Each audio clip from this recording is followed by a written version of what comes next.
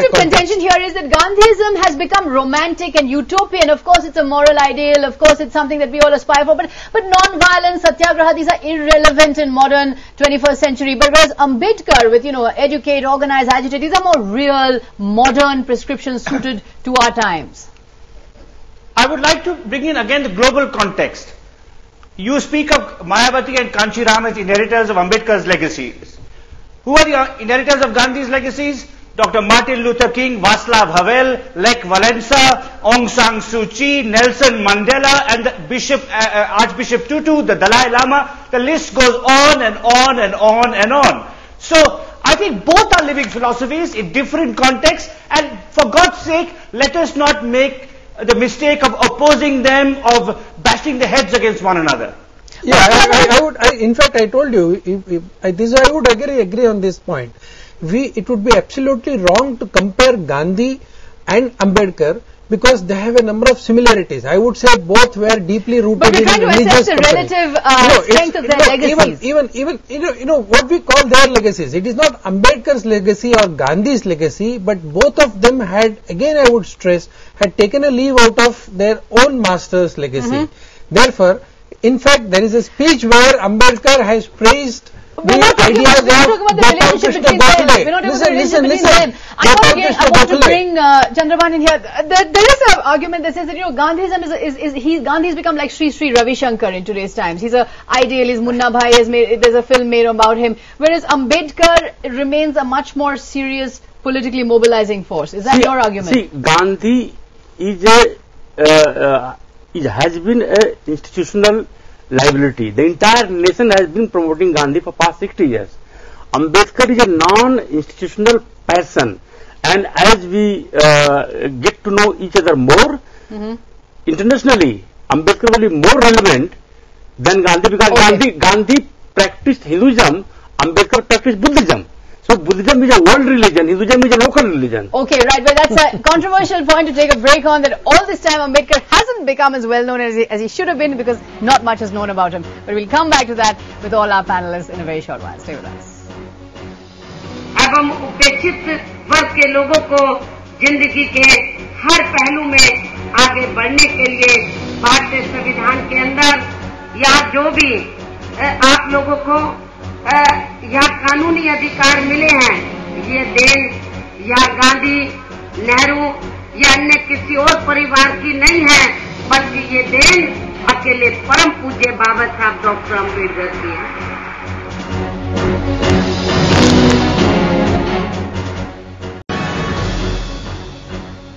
Your Nation, the question we are raising tonight is Ambedkar's legacy more enduring than Gandhi's? That's the question we're asking on Ambedkar Jayanti. You keep voting.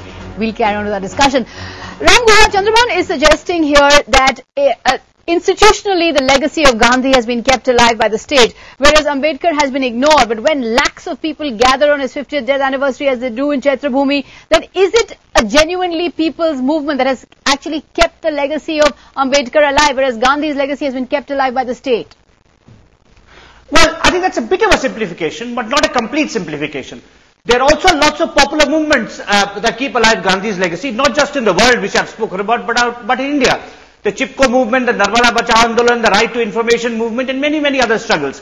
But still, Ambedkar's extraordinary posthumous resurgence is a remarkable thing.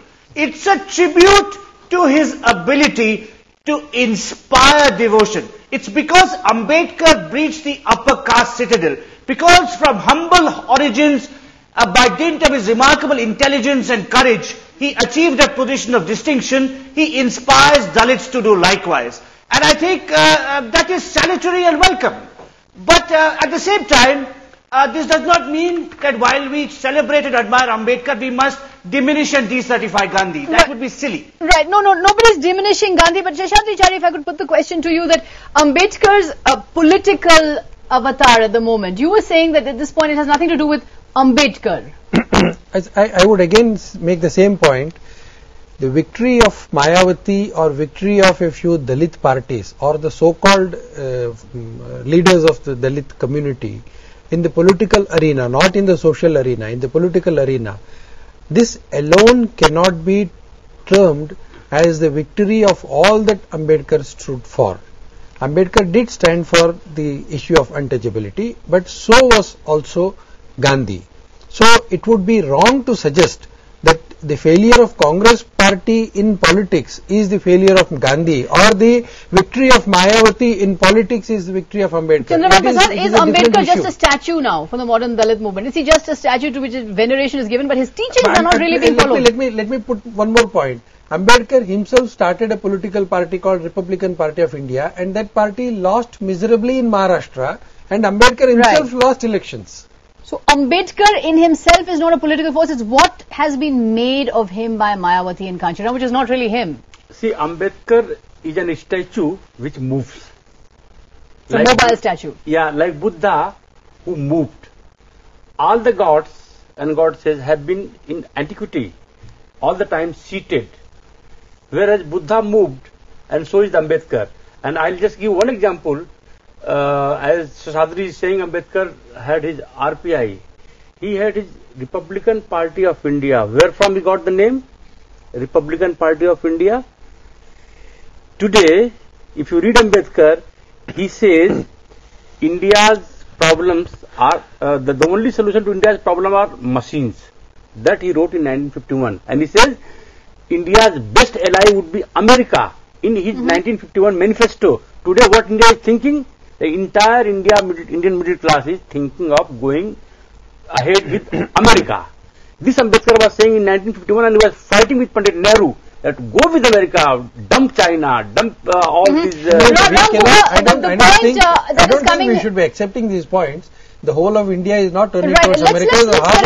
Historians view middle class India. One of the statements that Nehru once made to Gandhi was that, Babu, you are much greater than your little books. Of course, Gandhi was great and he was magnificent, he strode our moral universe, but at the same time, I come down to it, when it comes to the actual prescriptions for a modern India, unlike Ambedkar, who actually drafted the Constitution of India, the Hindu Code Bill, emancipation of women, reservations for castes, these are work-a-day, hands-on solutions to problems, whereas Gandhi perhaps occupied a more moral, more ephemeral universe.